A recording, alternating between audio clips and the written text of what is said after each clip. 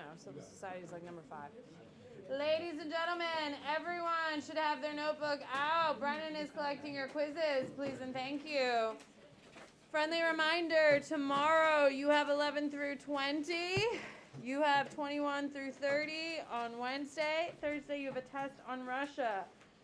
Now, I want to make it explicitly clear that on Friday we did a structures chart, which I think was very helpful. I'm telling you right now, I am relying on you to study that material because I'm going to kind of, in our notes today and for the rest of the week, information that I've covered on that piece of paper, I'm just going to glance through. Is everyone clear? On Friday, I really worked through trying to point out different components. I am not going to spend my time teaching the same concept twice. Is everyone clear with that? A bunch of you are absent. You need to watch the video. Just copying the chart probably isn't going to help. Here we go. On the top of your notes, right, week 24, Russia is where our heading is. Okay. You need to write down this term. I am not even going to try to say it. I have a student who speaks Russian, and they said it, and there's just no way it's coming out of me. Here we go. So this term is really important because it goes to the culture of Russia. That term is the connection, and this is what you need to have written down, is the idea, if you take care of me, I take care of you, as the cultural foundation of the bureaucracy. So that term is the cultural foundation of Russian bureaucracy, and that is exactly how what president functions, ladies and gentlemen. What is the only Russian president you know? Putin. That is how he runs his government, ladies and gentlemen. So this is a major thing that we will be dealing with throughout the rest of this course. And we're going to talk today about the oligarchs, how they actually come into fruition, and how it gets started. So the next, we're going to study Gorbachev first. And this is a huge deal. So write your heading of Gorbachev. Okay, you need to put a star. He is the last Soviet leader.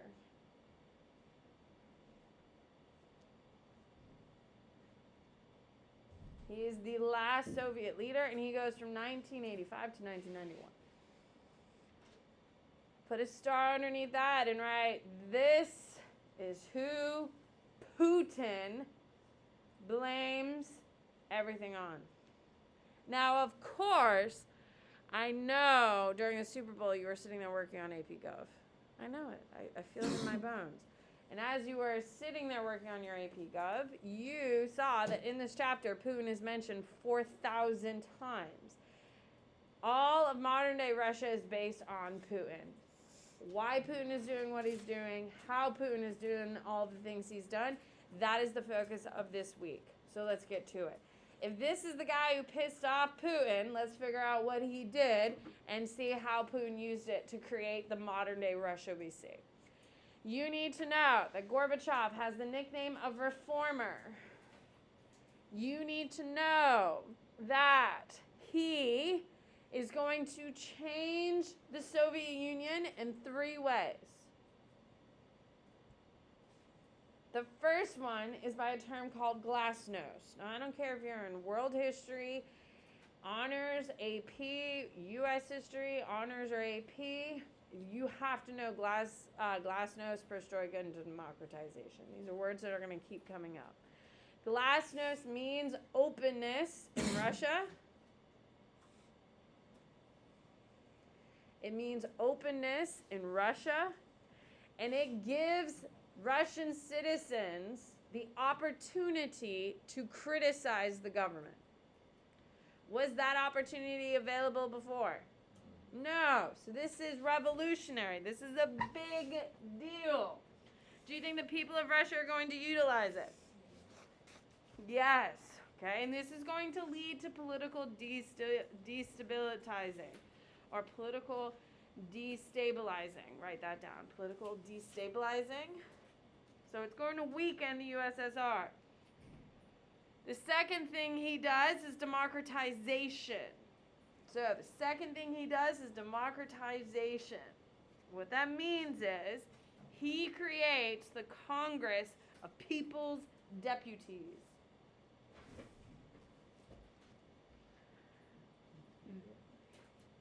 It's right here. He creates the Congress of People's Deputies. They are holding the government responsible for promises made. Has the USSR had to fulfill all the promises they've made prior to this? No, they haven't. So it's a huge step forward. So we have the democratization of glasnost, which is openness by criticizing, and then we have a government entity that is able to actually hold the government accountable. You said you were doing this and you're not doing this. Here are some ramifications. It's a huge deal. The third thing is perestroika. And perestroika is the most important one. Perestroika is economic reform. It is going to add more capitalistic themes to their economy. It adds more capitalism to the Soviet Union. Okay?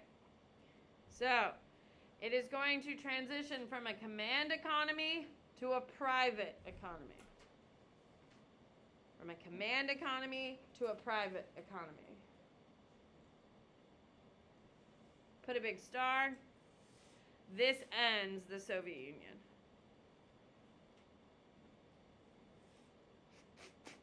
Now, underneath that, I want you to write why he does it. Why he implements these three things. Why do you think he implements these three things? Is it because Russia is thriving in 1985? No, absolutely not. They're in decline. Their economy is in decline. Their government is in decline. Things are not going well. Write it down. Okay? By 1985, when Gorbachev comes into power, the economy is in decline. Their government power is in decline. Okay? Times are really bad in Russia. Okay? And this is like a huge deal. Put a big star.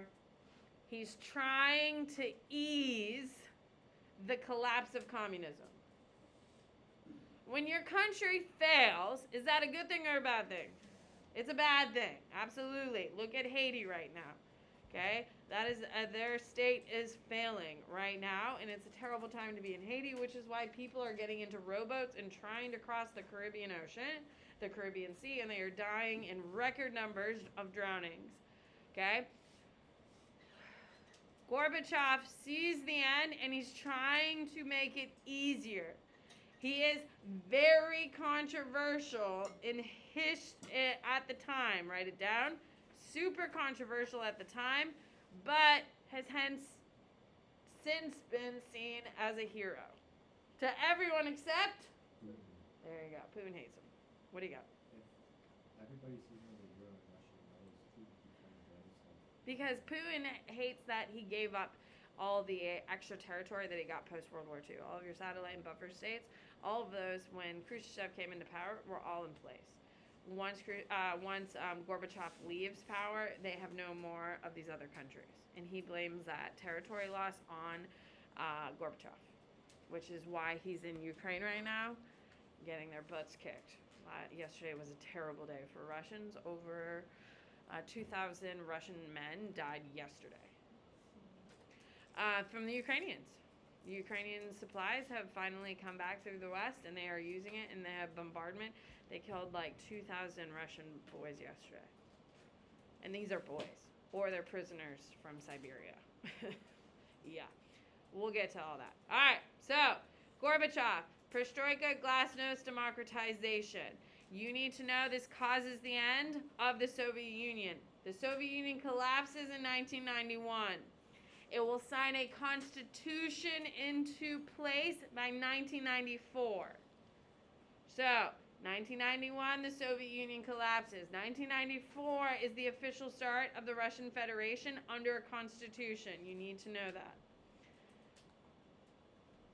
Okay, under the Russian Federation, you need to know it created an asymmetric federalism.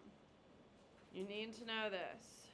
An asymmetric federalism is what is created in the Russian Federation. Okay, we are a federation here in the United States, yes? Okay, all of our states have their own unique power, yet we're all consolidated by a central authority, which is why we're a federalist state. With that being said, is Florida more powerful than the state of Massachusetts? No, we're not. We're seen as equals. Politically, there's some drama right now, but we're seen as equal. The Russians are not equal regions. Write it down. The Russians do not have equal regions. Next to regions, I would write parentheses states because we refer to our regions as, there you go. So, Russia is going to create the Russian Federation and create an asymmetrical federalism, which means it is going to create 85 regions. Write it down, you do need to know that. There are 85 regions. Some are more powerful than the other. Where do you think the most powerful states are, Luke? Well, Moscow's a city. Would you say east or west, Luke? West is going to be more powerful. So, this is your western side. This is your European side. And why does the west have more power than the east, Brooklyn? Okay, the capital, Moscow, is over there. You also have St. Petersburg, which is the second most populous. There's more population in the west than there is in the east. That's why these states are significantly better in the east because of how big the size is and how few people live there. Okay, you need to know, ladies and gentlemen, that that it has a hybrid regime. You need to know that Russia has a asymmetrical federalism and it's a hybrid regime. It started as a democracy. Write it down. It's transitioned to what type of regime? Authoritarian Bosho. Who is the architect of the authoritarian regime currently in place? It's Putin. The answer in pretty much all questions this week is going to be Putin, and that's convenient. Okay, you need to know, and please listen carefully to what I'm about to say. Putin is an incredibly brilliant man who made the system work for him. He's a terrible human being, and his war and his savagery is epically known. We know for a fact that he's killed 20 people himself before he even came into power, and there's probably thousands and thousands more on this part. With that being said, what you do need to know is that his brilliance in law, write it down, his brilliance in law in understanding the Constitution created this authoritarian state. So, it is Putin's law brain that created the modern Russian state. Now, keep in mind, for a long time, the people of Russia were huge fans of Putin. And still today, he's kind of popular. He's like 53% popular in Russia. What do you got? Huh? He worked for the KGB. It's like saying our CIA agents are serial killers. We wouldn't say that. Because they do it because the government tells them to. It's like, would you call a military member a serial killer? No, because they're following orders. All right. So, you need to know that Putin is going to use amendments to the Constitution. This is how he does it. He actually does it in 4 steps. Amendments to the Constitution to solidify his power. His power. Okay, and here's the 4 ways that Putin came into power in 1999, by the way. By the way, Putin is supposed to step out of power next year. What do you think? Not a shot in hell that man's stepping down. Here we go. So, the first way Putin solidified his power is he cracked down on the Chechen resistance. Write it down. He cracks down on the Chechnyan resistance and stopped regional autonomy. So this is all one thing. The first thing he does is crack down on the Chechnyan resistance. So we had a bunch of people in Chechnya, Alex, and Putin doesn't put it down. He destroys it aggressively. Why would he do that? To make them scared. To make who scared? The people. Of Chechnya? Yeah. No. Why does he crack down so heavily on the people of Chechnya? Ford. To who? There you go. So, Putin comes into power in 1999. The people of Chechnya start rebelling, saying, I want out. Putin goes in there and slaughters the people. So if you're another region of Russia thinking, I want independence, and you look at Chechnya and what happened there, what are you going to do? Nope, not today. That's why he does it. He also takes away autonomy of regional autonomy, which means people in other places have less powers. It's all part of one. The second thing he does is he creates federal super districts. He creates 7 super districts. Okay, so he has taken power away from the regional autonomy that was created. He then creates 7 super districts. These are the 7 super districts over here. Far East, Siberian, Urals, Northwest. Who do you think he appoints here? Oh, yeah, his cronies. People who are very close. And why would he put his cronies into power, Desmond? There you go. So he puts his closest friends into power here, so he can tell them to do things, and they're going to do exactly what they're told because they get paid very handsomely to be in charge of these positions. The third thing he does is end direct election of regional governors. There is no more direct election of regional governors. Guess who gets to appoint the regional governors? Not the president, because that would look too open-handed. It is your 7 super districts get to select the governors. So it's not Putin doing it, it's Putin's friends picking it. So not only does Putin control the highest echelon of government, he's now controlling all of this regional government and funneling his influence into every aspect of government. The third thing he does is he imposes changes on the Federation Council. Now, as you know, from Friday, the Federation Council, everyone's supposed to send 2 people to, correct? The Federation Council used to be considered the High House. Write that down. The Federation Council used to be considered the High House, but has been maimed or dismantled by who? Putin. So it's now considered the lower house. It has very little power because who maimed it? Putin. I mean, it's pretty effective. And he did it to rousing applause. Don't forget that. Democracy dies in thunderous applause is a very famous quote. Okay, so Putin is going to come in power in 1999. He is going to start consolidating power by putting his own appointees in what used to be elected positions. By having an asymmetrical federalism, he can manipulate the Constitution. Why can Putin, and this is really important, why can Putin manipulate the Russian Constitution, but things like January 6th here in the United States, where we have some genuine shaking of the Constitution, we're able to stabilize? Why? Nick?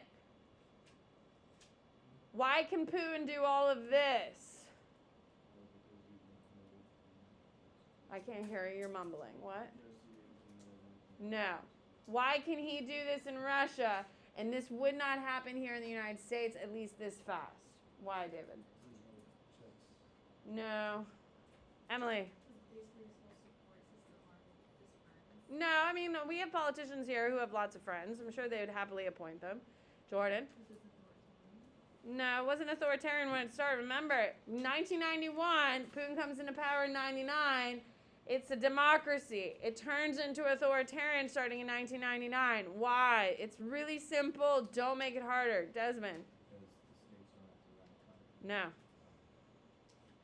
Write this down. Put a big star. The reason why Putin can do this, it's because it's a brand new democracy, ladies and gentlemen. Are new democracies easy to sustain or really hard? Hard. So the fact that we as America are a democracy 260 years after we started, is that impressive or not? It is impressive. Does it mean that our democracy is guaranteed? No, absolutely not. It has definitely been shaking of late. All right, here we go. Your executive branch. I'm going to skip a bunch of stuff because I taught it to you on Friday, but there are some big things you need to know. First of all, it's a semi-presidential. I never used that language on Friday. You need to know what it means. Semi-presidential is what the executive system of Russia is. It has both a prime minister and a president. Okay, you need to know that the president and the prime minister can be impeached or removed by the legislature.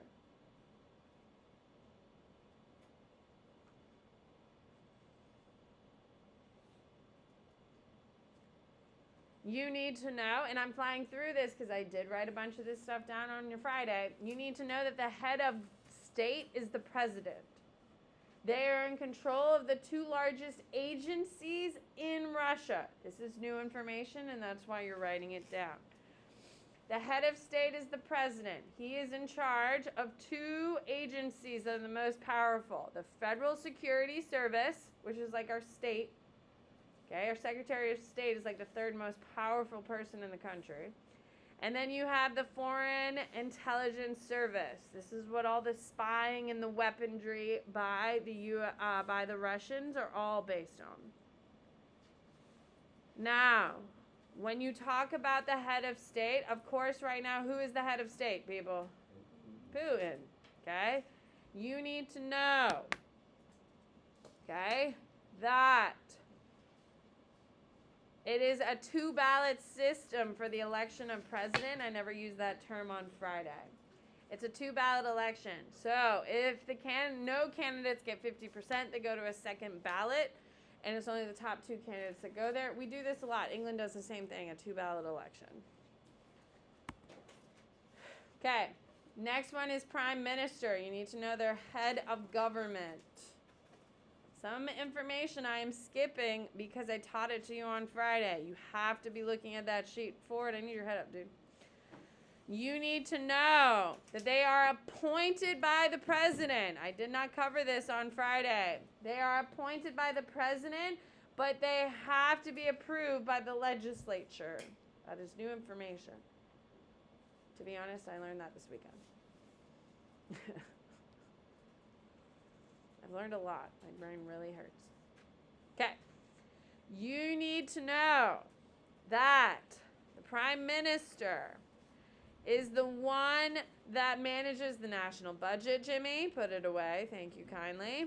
And can be removed with 2 votes of no confidence.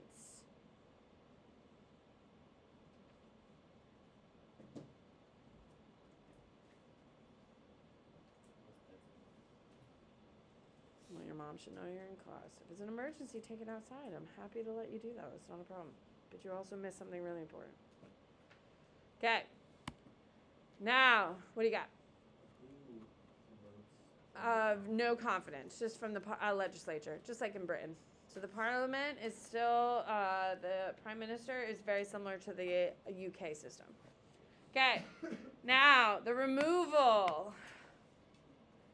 Okay, the president and the Duma can vote out the prime minister because there are no term limits to a prime minister. There is no term limits. Okay, however, for the president, cannot be removed except by impeachment with a 2/3 majority, which is very similar to the American structure. Okay. Now, for impeachment, the only one you need to know is Yeltsin. Who's right here. That's Yeltsin right there. Yeltsin was impeached twice by the Duma. Okay, he was impeached actually 3 times. Okay, but he was never removed from power. He actually just gets usurped. There you go. That's all you need to know. Okay. Now, for Yeltsin, who is going to come back, he is just eventually going to resign. And guess who he resigns to in 1999? Putin, which we'll get to. Okay, so Yeltsin will resign in 1999 due to public pressure from Putin. So, Putin was the prime minister, Yeltsin was the president. So, Yeltsin is going to resign, and who gets promoted to president? Putin. Guess who hasn't really given it back? Putin. There you go. All right. I know. I couldn't not do it. I just couldn't. I'm so sorry. If you know Putin, you know he loves to be shirtless. And the reason why he loves to be shirtless is not because he thinks he's gorgeous, but because he's supposed to be the ultimate man in Russia. He has said multiple times that he has wrestled lions, bears, and even taken down a moose. Which I don't know if you've ever seen a moose. I've seen a moose in person. They're like 9 feet tall. They're like humongous. They're like bigger than horses, people. They're wild. So just like drink in the manliness. So like when people like make fun of Putin, this is what they're thinking of. What do you got? Because I don't think he's actually wrestled a bear. I'm sorry if that pops your image of who Putin is. I also did not put that much effort into it. I found this funny, and I like to laugh, so here I am. All right, here we go. Putin, executive branch under Putin. I'm telling you right now, AP is obsessed with everything is always going to lead to. So, what you need to know, with a big star, he creates an authoritarian state. So, Yeltsin had a democracy. Yeltsin steps down, Putin steps up, and as soon as Putin steps up, he begins creating a authoritarian state. You need to know that he creates a new party called United Russia. You have to know this, it's a non-negotiable. He creates a new political party called United Russia. Now, put a star. No political parties exist in authoritarian states except to support the leader. So United Russia is a propaganda campaign for who? Putin. Is it Putin's party or for Putin himself? It's Putin himself. The reason why this photo exists in the first place is because United Russia put it out into the universe and on the internet. And this is why we have it. So who should we thank? Yeah, I don't think I need this in my life, but here we are. Okay, you need to know, ladies and gentlemen, that Putin has won all of his elections with big margins of victories. Now we'll talk about how some of them are a little suspicious, but he has won. Happy Monday, Plant Panthers. There are no announcements today, so this time all seniors may be dismissed. So then why does he come on? Today's match